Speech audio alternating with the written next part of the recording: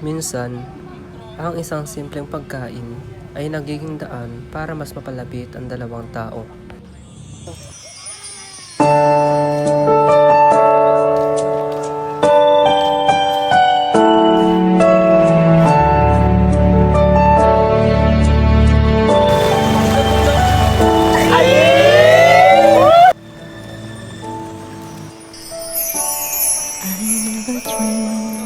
Cause I always thought that dreaming was for kids, just a childish thing.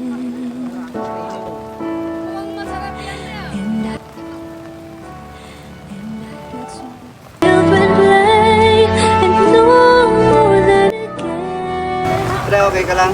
Hindi pre, masakit yung tiyan ko. Gutom na ako pre. Hanapan ako. Sige pre. Kaya yung pagkain dyan. Gugutom lang ka sa ngayon, masakit na yung tiyan. Bibigyan ko lang. Ay, ito, meron.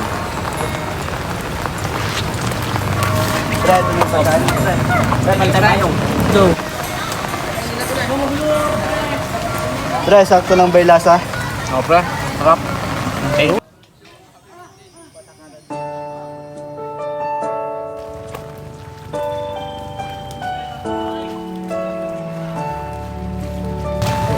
Kilala mo yun?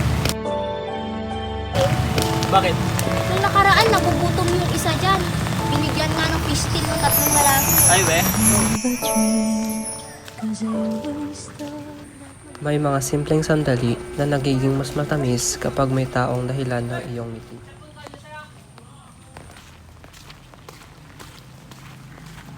Pre, tara laro. Sige ba? Tara. Hanggang sa dulo ng mundo, hanggang mahubos ang dugo, hanggang mahulog ang buhay. Dahil ang bawat magandang kwento ay nagsisimula sa isang fresh na sandali. Nakapagod na. Sakto lang. Tara, ayan sila ulit. Tara!